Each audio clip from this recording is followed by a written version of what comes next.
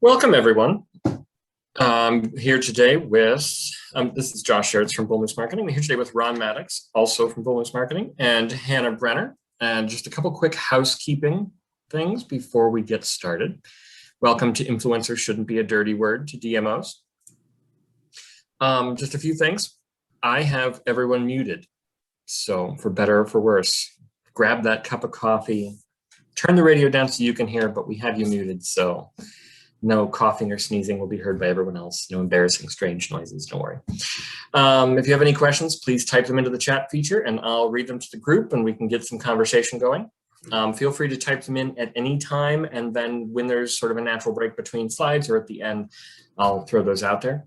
And also a copy of these slides will be sent to everyone within the next few days via email. So don't feel like you need to take a pile of notes. If you see anything you'd like, we'll make sure we get you the slides. Make sure you're able to pay attention to the conversation, and we'll have these to you shortly. A few introductions to make here. First, Ron Mattocks, co-owner of Bull Moose Marketing, spent over 15 years in this business, veteran speaker, published author, one-time parent blogger. So in your questions, make sure to ask information on that. I'm sure that he has stories. He's the vice president of the Crawford County Historical Society here in Meadville, and has quite a bit of experience working with heritage tourism, quite a bit of experience working with tourism, economic development, etc. And also our guest expert, Hannah Brenner, blogger at hannahrosewild.com, Michigan State grad with a degree in environmental studies. She's a digital marketing manager, loves travel, wildlife, and environmental sustainability, where she's an influencer in those fields, and a weekend camper in her converted van with her dog, which I understand, Hannah, we may or may not have an appearance from later on, depending on how things go. If he behaves, then you won't see him. There you go. So on that note, I'm going to turn it over to Ron to go over the agenda of our topics here today with you, and we'll go from there. Okay. Take it away. Yeah, thanks, Josh. And thanks everyone for being here. And thanks especially to Hannah Brenner, being our special guest and talking with us here today about the influencer side of this. So yeah, every time I say that I'm an influencer, everyone here in the office that's under the age of 35, their heads explode because they can't imagine that someone who grew up with a rotary phone and 3 television channels could actually be an influencer. But actually, that's true. Back in the early 2010s, you might have, remember the parent blogging kind of phenomenon. And I was a stay-at-home dad at the time, and I didn't even know that parent blogging was a thing. And it turns out it was. And because I was one of the first dads to do it, I wasn't necessarily very good. I just happened to be first. And so it ended up leading to a lot of opportunities to work with some really big brands. One of them, Carnival Cruise, where I got to be an ambassador for them for a year. And of course, yes, got a very nice cruise vacation with the family, and talked about that experience. Got to meet Adam Levine and Maroon 5. So yay. So, but I may sprinkle in a few stories as we talk, but actually, we're going to turn to Hannah for her input on things. Hannah, you're right up the road from us up in New York. So how's things up there? It's good. It's a beautiful day in Buffalo. It is. It's beautiful down here. Yeah, we're 100 miles south, and same here. So, yeah. One other note, thanks to everybody, not only for joining, but for the people who gave us feedback when we sent out the. Josh was asking everybody what their thoughts were. We're going to sprinkle some of those ideas in here. So not only, it's not just about, we're going to the Bull Moose side of things. You're going to have Hannah's perspective, and then also, thoughts from everybody out there. So getting down into, the breakdown, the outline here. So we're going to talk a little bit about, making the case for influencers, touch lightly on some, influencer trends and some impact, give a little background there. And then talk about what they can offer to you as a DMO.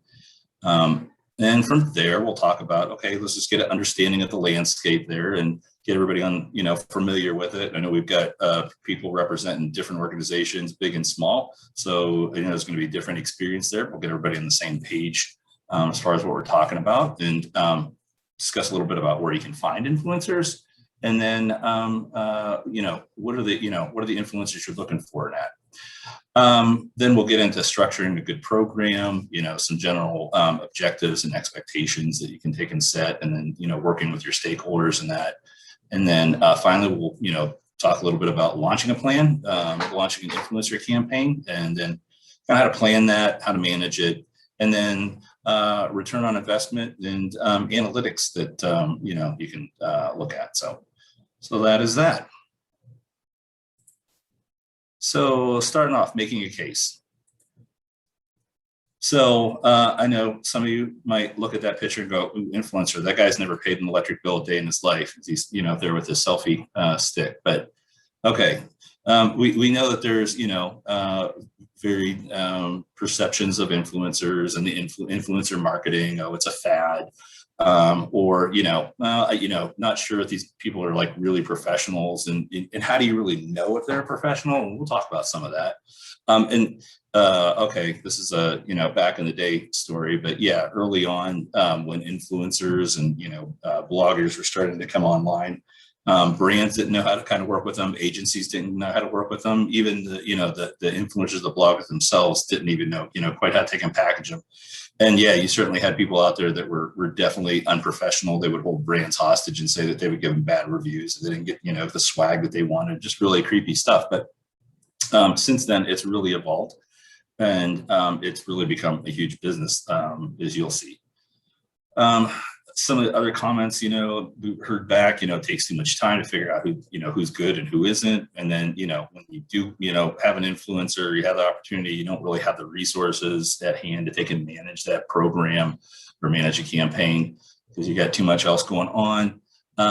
Some, thought, possibly, that they're really too small of a destination to have an influencer. That's kind of a big time thing. Well, not necessarily.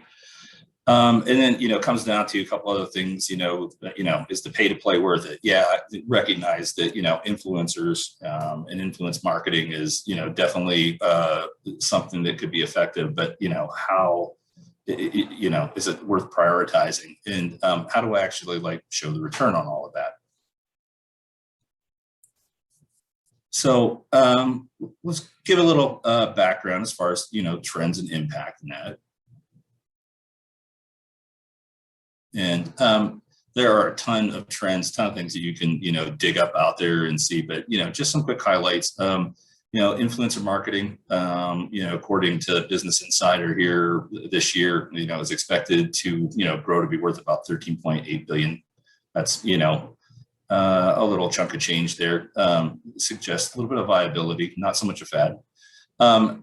When you look at the different major categories, 53% of all influencers, generally fit into lifestyle, fashion, or travel. And travel is, ranked as the third, largest in terms of number of influencers.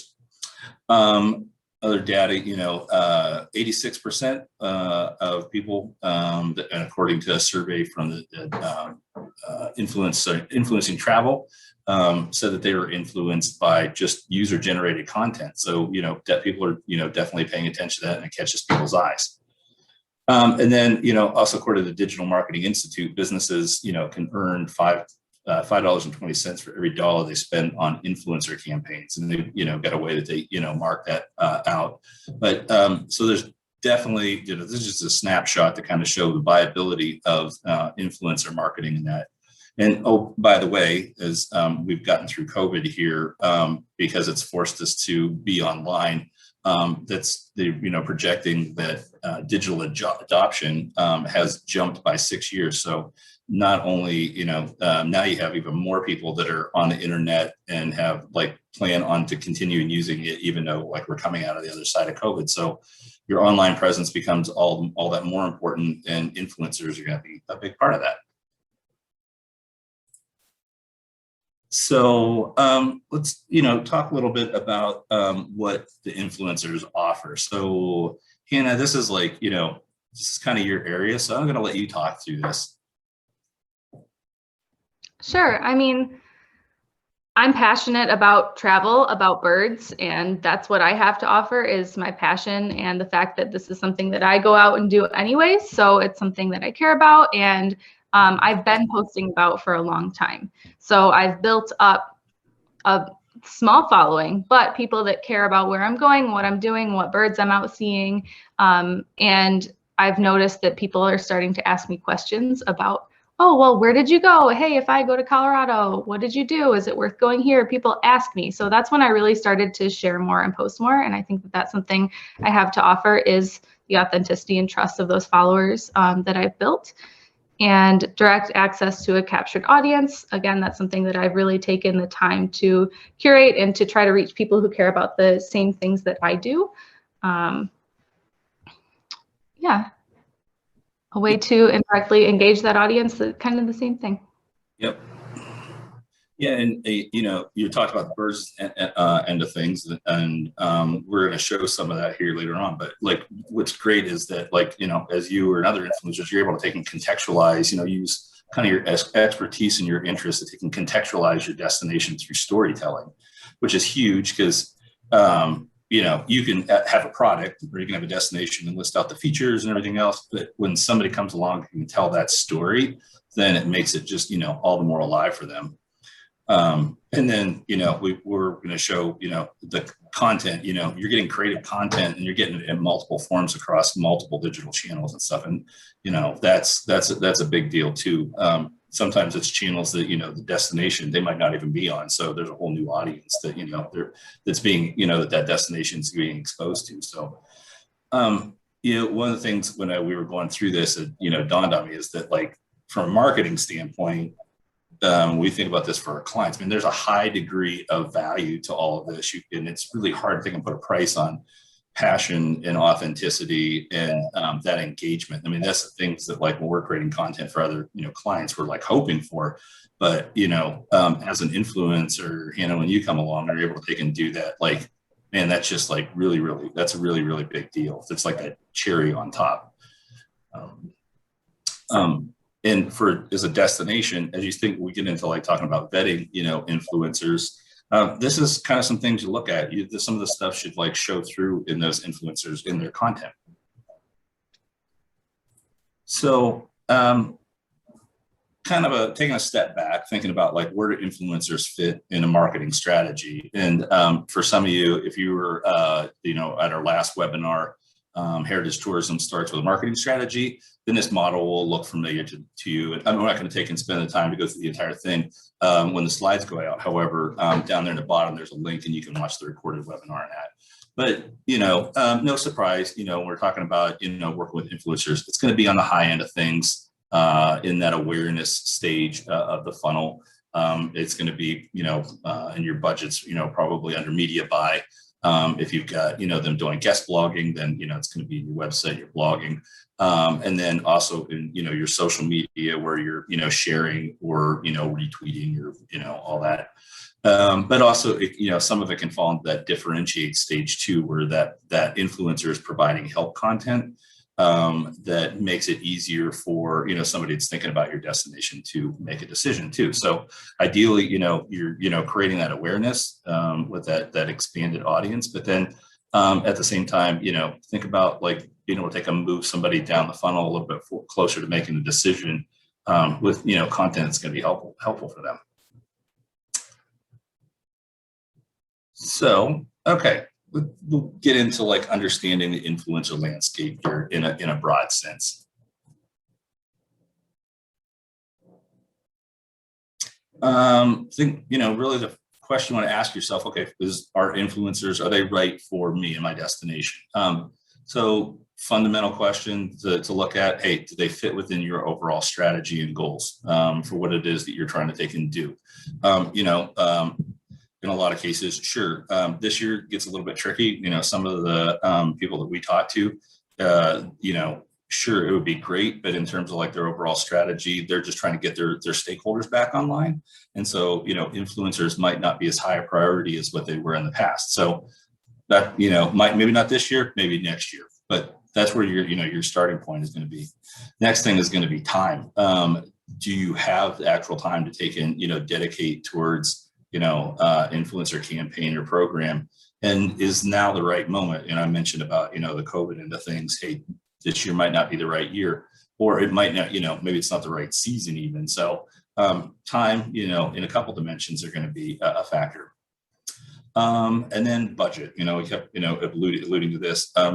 You don't want to take and have, so small of a budget that it's not, worth an influencer's time to like really put together, a really good, some good content out there. So, if you want to take and look and see, I mean, sometimes you don't have to have a lot of budget, but you do want to have enough that it's going to take and make it worth the influencers' while to take and put forth that effort, create that content, and, drum up that engagement for you.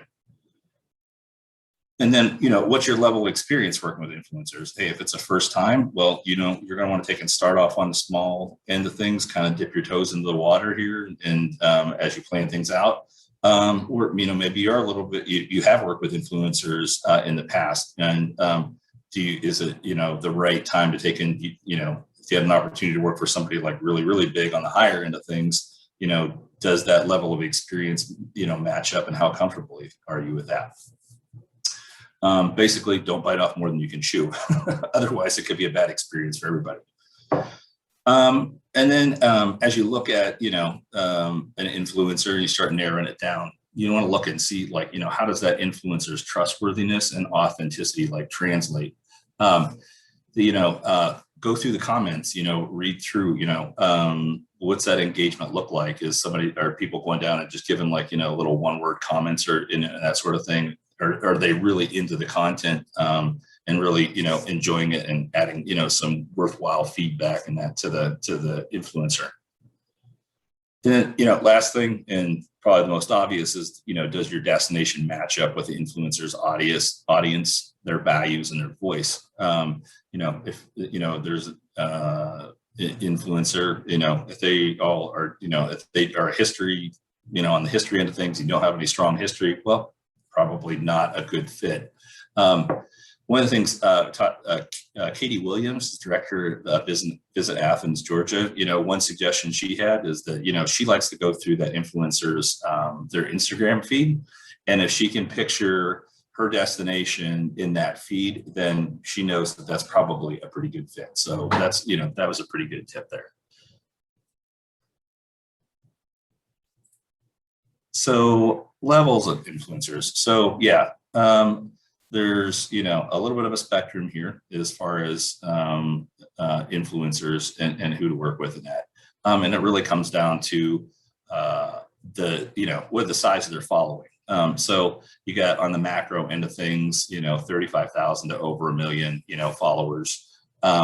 This is, you're going to use somebody like this on a wide awareness campaign. It's going to have like a broad demographic appeal. It's definitely going to require a big budget. And to get the maximum, impact of the whole thing, you're going to want to integrate, have a multi-channel integration for that campaign. Meaning you're going to be using all of your own, resources, your own media tied in with that in order to take in, for maximum effect. And then engagement rate, if that's, something that you're interested in and you're looking at somebody at that level, I'll explain engagement rate. And this, this has come up from several different influencer agencies, but, engagement rate equals taking the number of likes and comments per post and dividing that by the number of followers and then multiplying that by 10. And then that'll give you, an engagement rate. So, you're going to want to go down through, more than a few posts, more recent, their recent posts, and start to get a sense of, how much fluctuation there. But as far as a benchmark, on engagement, a 1.7%, is going to be, that's a benchmark you can look at. By the way, you'll notice that engagement rate, that percentage goes up as you get fewer and fewer followers, as you can imagine. And that's, always that's a big plus, because engagement's what you're looking for there. One thing, another tip that, and this is from Dave DeGoyler. He's a communications manager at Corning and the Southern Finger Lakes up in New York. He's like, just because someone has a huge following doesn't mean that that's the best option for you. So, and the reason for that is we look at, these other groups is that it goes back to that engagement. If they have smaller followings and stuff like that, then that engagement is, really, really important. And as a part of that, I mentioned too, hey, don't necessarily, we talk about like niche influencers, don't think it has to be like a travel influencer all the time. You can look at lifestyle and fashion and other ones, and they might bring a whole new perspective to your area. So yeah, so working our way down, getting a little smaller here, get the micro ones. This is going to have a little bit more of a specific niche.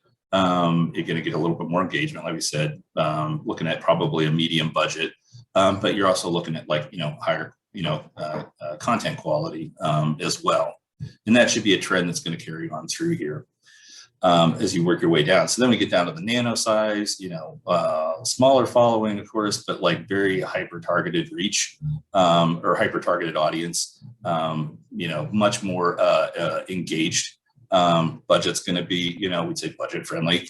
But another big thing you're going to get is that increased authenticity and trust. And we kind of talked about that. You had some interesting, when we were talking yesterday about this, about like, from your side of things, how this kind of looks.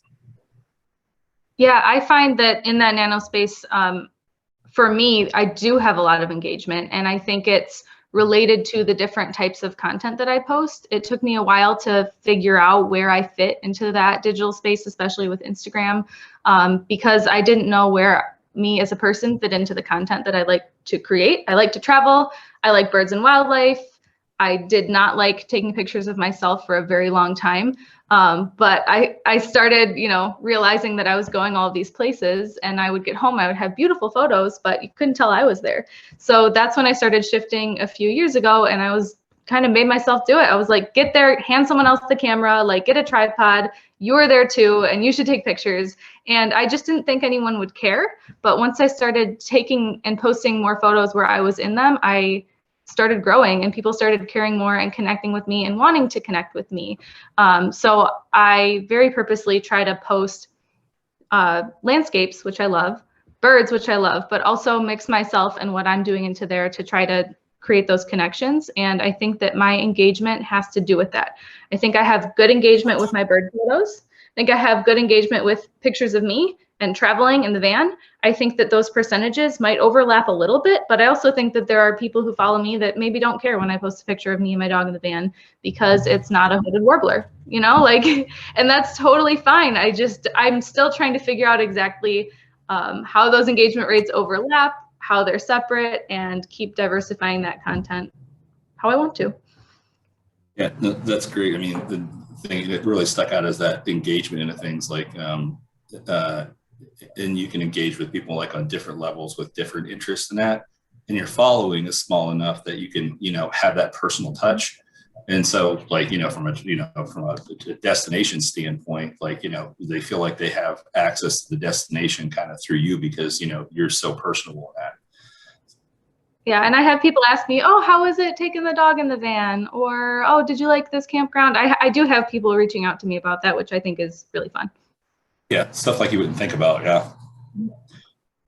Yeah, that's perfect. And then, so yeah, then we, get down on the local influencers. And this is one that like kind of sometimes gets overlooked. Now, there's some nuance to this one, but I mean, really, you're looking for somebody that could be a recognized face within the community. They've got some sort of like localized trust or maybe expertise in the area. And a lot of times you can, get them, for a minimal budget. Now, they might not necessarily, have a big social media following, but they have a big, they got that recognition within the community. And both the nano and the local ones are perfect for like smaller markets. Because, easier to work with them, much more manageable and a lot more, impact in that. But the local ones work really, really good on a different scale for like larger markets. And Dave O'Donnell, he's Vice President of Strategic Communications and Greater Boston Convention and Visitors Bureau, that they have seen phenomenal success in using local influencers because they're so big. They can kind of be a little bit niche and talking about like foodies versus, history versus lifestyle and that sort of thing. So there's, you can use those local ones on, a couple different spectrums there.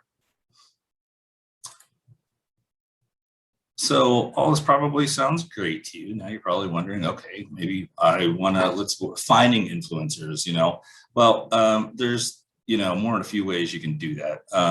Easy way, start off dipping your toes in the water, just doing some Google searches, on influencers, maybe, that, and to talk about a specific aspect of your destination. You can even set up Google alerts to get notified of, names or that pop up. Hashtag searches is a really good way they can do that. You can do that for your area. You can do that for whatever your destination might have to offer. And when you find different people, you can also, use some of the features in some of the social media channels to look at a similar social profiles. So they might make recommendations like, hey, if you like this one, then you might like, this one over here. So you can kind of start to sort through them and that. Then you can look at influencer campaigns from similar destinations. Who did they use and how did that look? And you can be like, hey, I'd like to see that here in my area. And of course, there's word of mouth. When talking to Hannah, word of mouth is you said the biggest area. That's the biggest way that you get, business from people is, people just like working with you and because you're a likable person and you do good stuff. So yeah. And then there are directories out there, it's for example, hires one, there's a bunch of them. And there's also some, software tools, when you get up on, you want to get more sophisticated that, can help you, root ones out. And of course, then there's, agencies out there that specialize in influencer marketing. A lot of times they're, PR firms and that, that are, representing a brand. They have, lists of ones that they work with. So a lot of different ways that they can find them. But, the thing, once you find them, where you're really going to, is spend your time is on the vetting side of things. So of course, you're going to be looking at their number of followers because you're going to want to find out what category they fall in. And then authentic engagement. And I kind of reference back to this, they might have a lot of likes in that. But, what's the commenting look like back and forth? Does it look like real engagement, but, between actual people? As Hannah was mentioning, people are like, hey, how's it driving with the dog? And, what's it like over here? And where would you go? That's, good examples, authentic engagement. And then does that influencer actually engage back? It looks really kind of snotty if you see all these comments and the influencer themselves doesn't even respond back. It just almost kind of seems rude. So it kind of kind of kills the vibe there for what you're going for.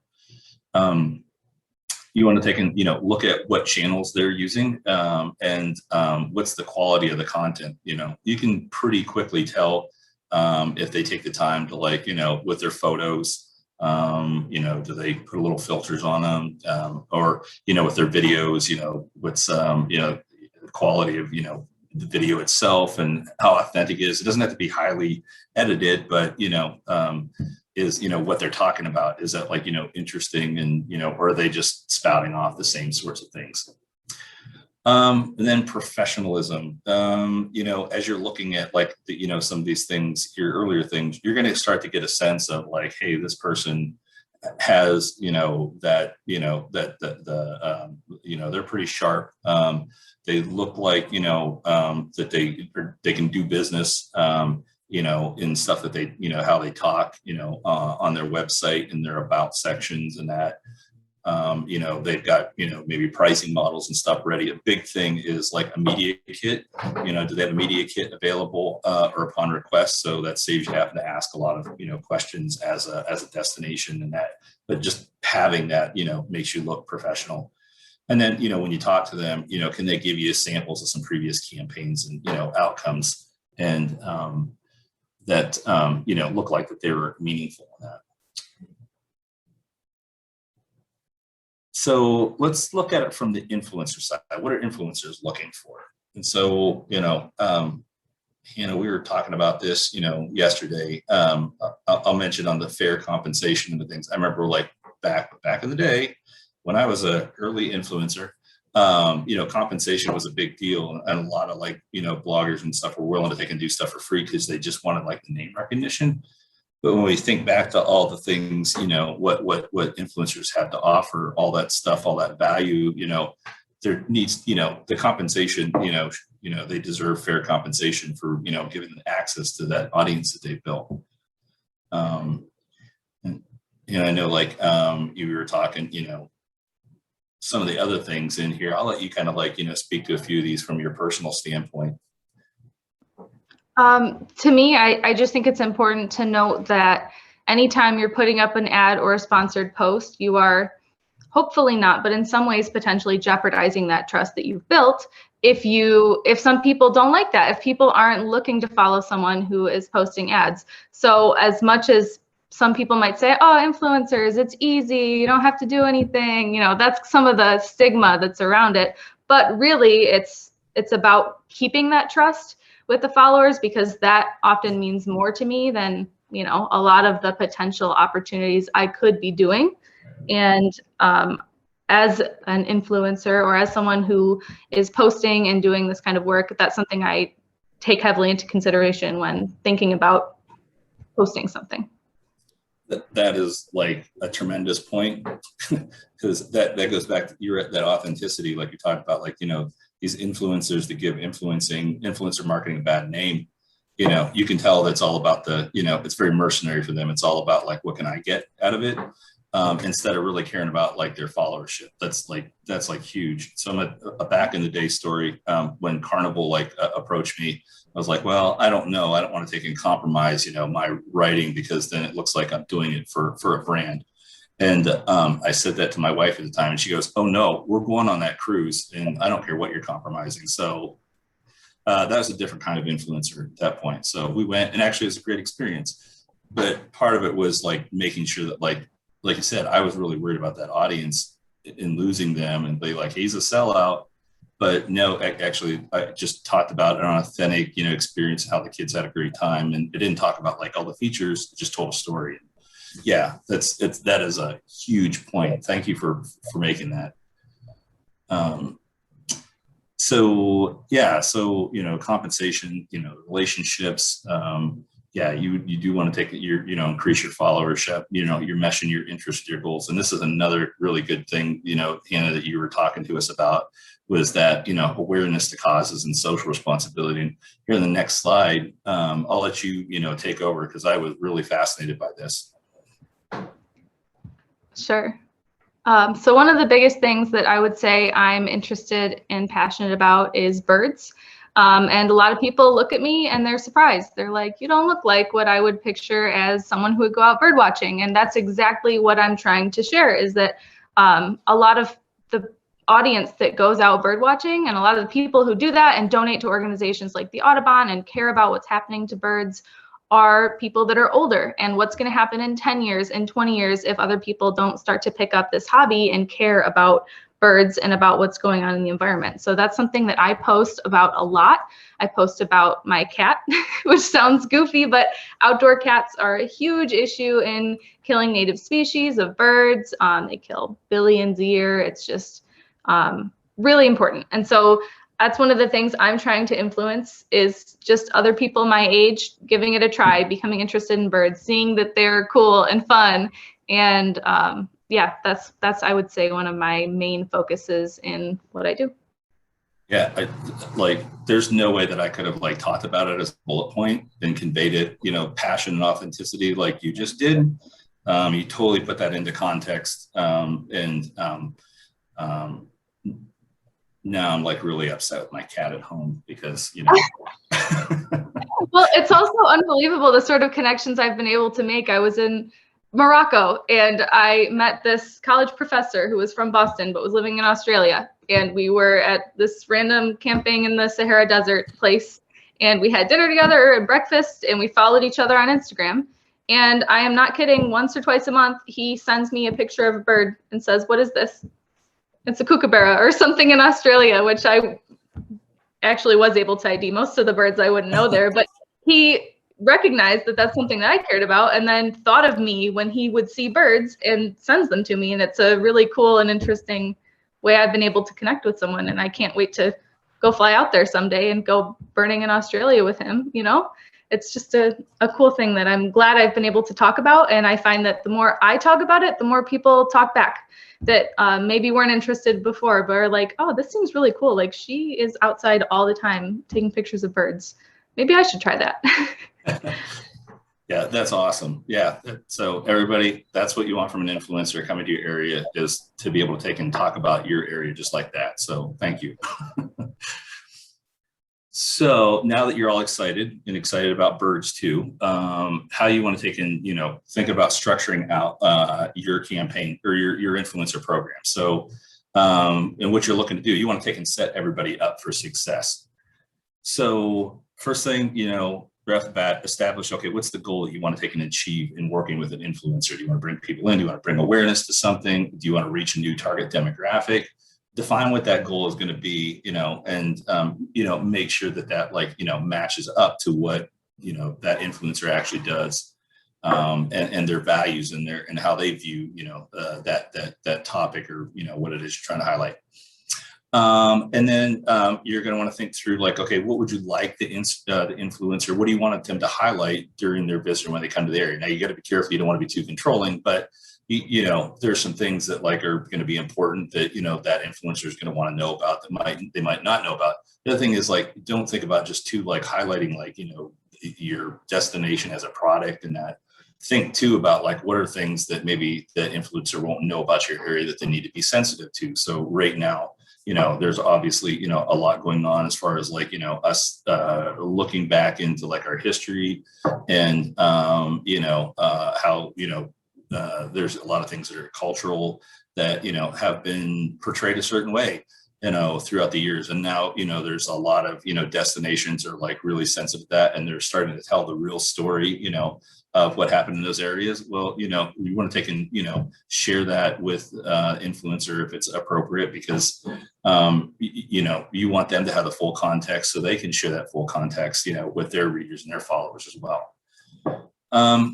And then get a sense of what content you'd like to see. So you've already vetted the influencer, what, generally what it is that they're producing in that. So, okay, get a sense of what you'd like to see from them, and how much of it, but, at the same time, be realistic about how much is too much. And that's something, you're going to work out with the influencer, and that of course is going to probably affect, some of the compensation and stuff. But, we were laughing yesterday. We were talking about this, if they, influencer comes for 2 days and you want 11 blog posts. Well, be ready to shuck out a lot of money and make sure that they got a lot to talk about, because that's a lot of effort. It's probably not realistic. Big thing, don't be too controlling. You got to trust the influencer to create the content. That's why you're working with them, is because their content is, and all that stuff is those intangibles. That's what's showing through. So let them do their thing and trust them. Have an understanding, when and where, the content is going to be posted. Sometimes, they might be posting stuff in real time, and other times they might be posting, after their trip to the area. So they've had time to write, the content. So get a sense of, work out, where that's going to be posted and when. So, you're ready and everybody knows. And then, define what the role is of, the destination marketing organization. Is a DMO, what's your role going to be in this? Are you the focal point for communication? Are you coordinating different things? What are you handling? And then also stakeholders, if there's stakeholders involved, for different amenities and stuff that are there, make sure, it's defined out what it is that they're going to do. And so, that's all, taken care of. Compensation, we've already talked about that. Again, you want to take and get paid for something, agree on something that's going to be fair for the value that influencer is bringing to you, in your area. And then influencer agreements. So we talk to, to a lot of people about this, and some people have them, some people don't. What it comes down to is you're going to want to have, if you got you're working with a larger influencer, or it's very complex, there's a lot of deliverables and stuff, or it's going to be a longer term engagement. I recommend, having some kind of agreement in place that just has everything down in writing. So everybody, is clear, and, there's, acknowledgement of, who's doing what and what all the parameters are. And of course, part of that, the legal stuff, big thing, in all cases, make sure that there's an understanding of who's using the content, how it's being used, who can use it, how long you can use it, where is it going to live, You know, what are the stipulations around, you know, that content, maybe using it for the future and that. Bottom line is that, you know, for both parties, you just want to avoid assumptions. Don't assume anything, and make sure that you know, you put it all out there and everything is discussed. Okay, so now, you know, we talked about on the destination side stakeholders. So this is like a big deal, because you're really this is really to take and benefit them wherever you can. You know, you're going to want to, you know, obtain their buy-in, and they may need a little education on influencers. They may have some, you know, perceptions of, you know, who they are, but, you know, let them know, you know, what the deal is, why you're doing it, you know, who the influencer is, and, you know, get them familiar with it, you know, with what the purpose is behind everything, and then make sure that you're keeping them informed and up to date as to what's going on. You know, if you're telling them, hey, you know, there's going to be somebody here coming to your area, you know, on this day, you know, but for some reason plans change, let them know that the plans have changed, because they could be there like all day waiting for this person to show up, and they're all like ready and excited. And then it's kind of a, you know, a letdown, you know, so you want to maintain that trust with them by, you know, keeping them informed. You also want to make sure that they can deliver. You know, are they, you know, are they open, you know, the hours that they say that they're open, the day that, you know, the days that they say that they're open, do they have, you know, the products, or, you know, if they've got rides, are those rides open? You know, a lot of times, you know, those things aren't up to date, especially, you know, coming out of COVID, you know, people have had altered hours and that they've got, you know, reduced staff. You want to make sure that like they're able to take and deliver, you know, for the influencers, the influencer has a good experience. But at the same time, you don't want them to take and over deliver either, because then it's like, it's not authentic. And you were kind of talking about this yesterday, you know, when you're out and about, you know, your thoughts on this. I just think it comes back to the trust that we talked about and being open and honest. I mean, when I see other influencers or people posting about a special experience they had, or a restaurant, and if they just share, hey, I did this, it was a little bit extra because I was here and I knew someone, I think that's fine. But transparency is always the best in my book. Yeah, like I was thinking back again, going back to my influencer days, like, you know, Carnival, it was great. They put us up for like a straight, like VIP, everything VIP, all these excursions and everything was paid for in that. And my only problem with that whole thing is that like the average, my audience that I was writing to was probably not going to be able to take and afford a trip at that level. So I was like very careful not to, like, you know, include some of those details about having, like, you know, backstage access and nice folded towels and, you know, that sort of thing waiting for me. So, so yeah, authenticity. And, you know, a big thing, especially now, is don't ask too much from the stakeholders. You know, a lot of times, you know, hey, can you, pay, take care of the meal or take care of the overnight stay, for the influencer as part of the compensation. Be careful with that, especially, coming out of COVID, a lot of these businesses are, really operating on, tight finances and cash flow and everything else, and ask like one more thing of them. It's like, so, you want to be on their side and, not try to take advantage of it. You're kind of providing, a bit of a service for them in that respect. So, and then this is a really good idea that Amy Beadle from Springfield, Illinois, shared with us, is that, she works with some of her stakeholders to have a small pot of money that, they all pitch into specifically for things like influencers and that's money that, that's set aside. And, it's, everybody's got a little bit in, and everybody wins as a result. And it's, for, very manageable budget. So we'll start to finish up here with, launching the campaign itself.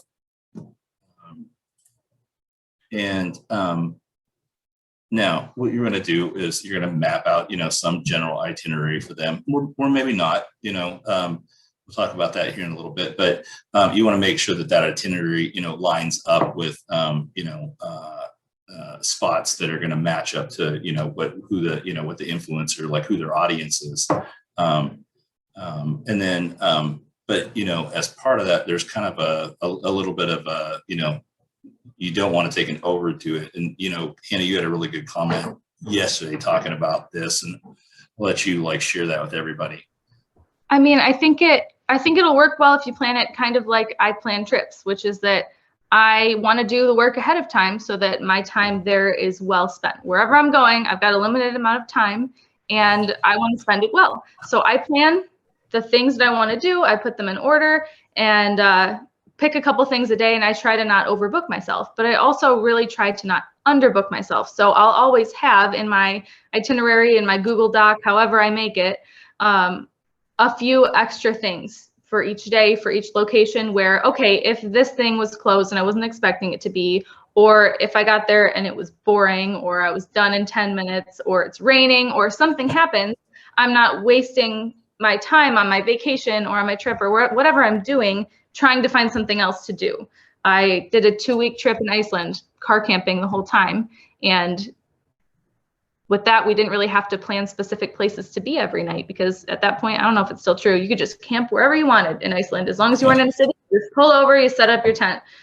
So that's what we did, and planned stops along the way and made sure we had enough to do, but also that we weren't overbooked and rushing to get to the next spot where it wasn't fun and where I couldn't take the pictures I wanted to take and experience what I wanted to. I think finding that balance by planning is a good thing to do. And I think a lot of people like me, I could lend my experience to building a campaign like this and how I plan things naturally and merge it with the sort of spotlights that the organization wanted to showcase. Yeah, that's a great point. Yeah, you know, you get to that point where then the destination wants to work, is committed to working with you. That's great, putting together that plan together, because then they can kind of get a feel for for you get a feel for them. You get to have that dialogue and build it in conjunction with one another. And you mentioned too about like that feeling you have to rush around to everything. It really kind of kills the experience, and it puts that authenticity probably in jeopardy, because you're like trying to get to the next spot. It really kind of seems like it comes down to like if the DMO knows what goals they want to take and achieve, with you or with whatever the influencer is. If you guys understand what the goals are, and have that loose itinerary, then as long as the goals are achieved, then like that's a win.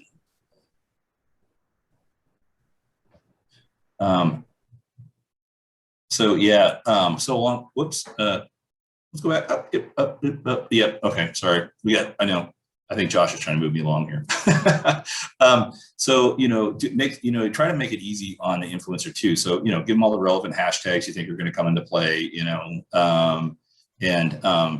stakeholders are involved, give them the social profiles. It makes it just easier for them to take and find them instead of have to like hunt them down, as they're coming up with their content. And that if they've got some kind of like a little document that they can access them quickly, that those little things they actually do make a difference. Of course, during the campaign yourself, you're going to want to have, things in place where you can take and kind of monitor the campaign, because you're going to want to take in, most cases, you're going to be resharing that stuff and getting it out there and, being involved. As part of this, in your planning, understand like what analytics are going to be pertinent to the campaign as they relate to the goals that you're trying to achieve. And we'll talk a little bit about some of the more specific ones here in a minute, but understand that up front and share that, there's going to be analytics on your side. There's going to be analytics that, that the influencer can share with you, but know what they are and know exactly why it is that they tie to the goal for that campaign. And then one other tip here, and just kind of looking at, managing influencers in a different spin. Again, this comes from Amy again in Springfield, Illinois. They set up media days. So they've got several days throughout the season where it's just a media day and bloggers are invited in, and they've got everything all the information kind of prepackaged for them. And they come and they get the information, or they access it, and here you get like multiple influencers in at a specific time. You don't have to deal with like everybody like all individually, like an individual campaign. So it's kind of a way to take and scale that, and then get a lot of impact in a short period of time there, and it's much more easy to manage. So analytics. So some of the stuff is going to be, you're like, oh yeah, we do this, or okay. A couple ones that are interesting. We were actually kind of playing around with this here, and then we found out that actually it has a term as a name for it: influencer media value. So we're not as smart over here at Bull Moose as what we thought. We were like, oh, this is a great idea. What are we talking about? Well, IMV is basically evaluating comparable ROI for what you would spend on an influencer versus, say, paid media. That's a very like overly or a generalized breakdown of that. So as an example, what are you going to get if you spent $1,000 to take and reach potentially 2,000 followers that an influencer has versus spending $100 to reach get 1,000 impressions in AdWords, and knowing that that targeting isn't going to be quite as refined as you would have with an engaged audience that an influencer has. Well, the value in there is I think pretty obvious in relation to like what the spend is. So that's one way you can take and evaluate, okay, well, what that looks like and how to take and gauge that. Oh, by the way, you start talking about AdWords specifically, it's going to become important because, of course, Google's going to be changing all that at the beginning of next year. Now, they haven't defined exactly how that's going to work. But if you're using AdWords, well, that targeting isn't going to be there like it used to be, or not exactly, not in the form that it is, now, or that you enjoy today now. So maybe this, as an example, is time to take and reevaluate when you look at your budgets. Like, hey, maybe we dedicate more towards influencers because we're going to have more of that targeted reach.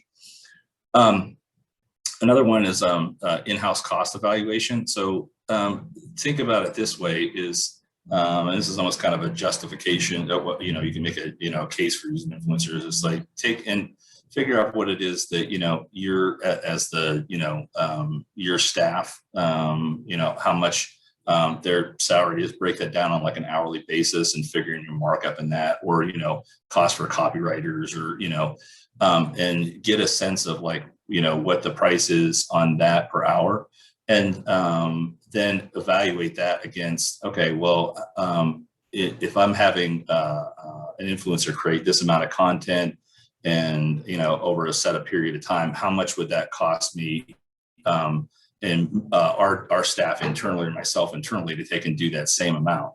You can sit there and you should be able to see pretty quickly in most cases that, hey, there's a higher value again, and using the influencer versus like, this is what it would have cost us had we done this internally. So those are a couple good things to take and look at, and these are things you can look at up front in terms of determining like how much you want to take in budget towards your influencer marketing as well. And when you get into the actual performance, so looking at like potential versus actual reach. So potential, like, hey, here's the potential reach that the potential followers, and then after the campaign, what was the actual reach in relation to that follower potential, or the potential to the followers, and that engagement rate, likes, clicks, shares, comments. If you've got where you're taking somebody to a specific page, then like click-through rates. Some of the ones you can look at, like on your side of things, is like looking at unique website page views by source. So ideally, you should be able to take and see, if somebody's coming from like redirected traffic, or from social media, especially if you've got like a specific page that on your website that like tied with that influencer campaign. You can see how much traffic came to it, how much of it was unique, people that had never seen that before. And as you're looking at that, look at like the demographic and geographic data, and also that stuff that you're going to want to take and get from the influencer too, because you're going to want to know, hey, did I hit like, some of the right demographic targets that I was looking for? Maybe I was trying to like get people from a certain specific area to take and, come to your destination. So, look at that stuff as well. When you get on like, if you've got the budget for it, there's software out there that'll tell you sentiment scores. So you can, plug in certain, keywords that are relevant to your destination, engage them, during the campaign and after the campaigns. Those tools exist. Again, they're pretty pricey. You might be using unique discount codes, or my favorite, the QR code, which I consider like to be the herpes of, technology. It's just never going to go away. And always going to be there. So, and they're ugly, but hey, you can track stuff with them. Giveaway participation. So, if that was part of your campaign, what was the amount of participation that, was driven by, that influencer. And then of course, then you got like your standard bunch of vanity metrics, with, did you get increased followers and, other types of, like stuff on, other page views of your website and that sort of thing. So, a lot of those I'm sure, people are familiar with, but, a couple of main ones there at the top, could be, pretty interesting as you're, evaluating things and, evaluate things at the end of your campaign. So, so let's see, finishing up here. So takeaways. So, you want to, use influencers, if they're the right fit for your destination, your goals.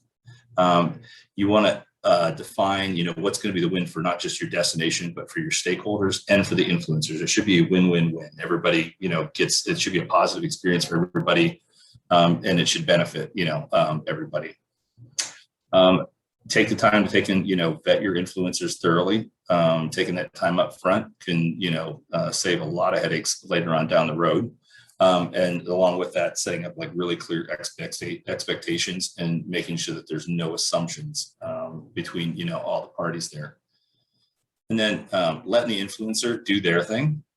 That's why they're there. That's why they have that audience. They've earned it. So don't try to take and dictate for them what it is that they, they can and can't say or how to take and do it.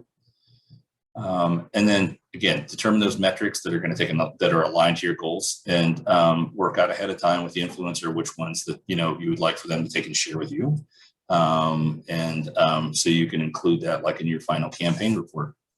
And then last part of this is you've had think about having opportunities for longer term relationships. If you got somebody that worked out really well, maybe you want to have them back for another season, and that for a follow-up, or maybe you want to like think about them as like maybe more of a destination ambassador, depending on what it is you have at your destination. So yeah, those are the key takeaways. And let's see, I know we're right up on time here for questions and discussion. Josh, do we have anything from the group? Let's see here. We've got a couple of comments. Great title from Beth. Amy, great tip. If it looks like you and feels like you, it makes great sense. Good point. Do we have any questions that have come in? Anyone interested in asking either of our speakers anything?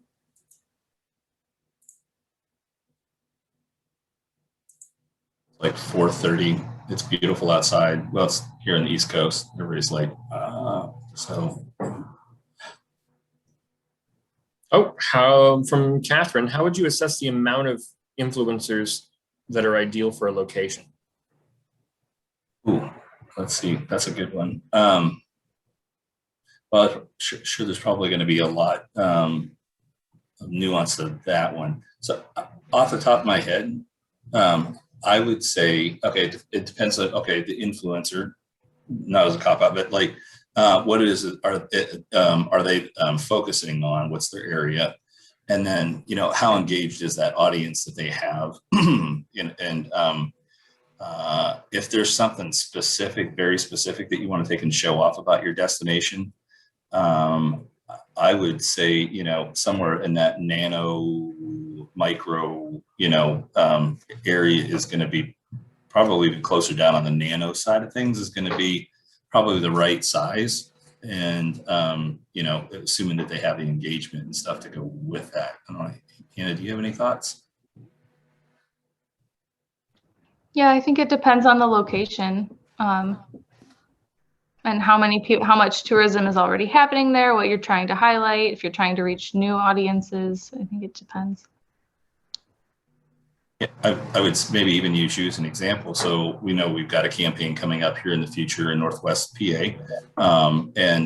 We never really thought about like bird watching, but like, your approach, for being environmentally conscious, and getting involved, like younger people involved and interested in, in birds, was not something that was considered. We know that you got like a smaller following, for that campaign, but it's it's something that's never thought of, because that area in Northwest Pennsylvania has like all these trails and all these bird watching opportunities that's never been used or thought about before. So you've got that small audience, highly engaged, and are going to be able to reach a good number of people we think that will probably come to that area. So I don't know. Hopefully that helps. Great. I'm back. Any other questions?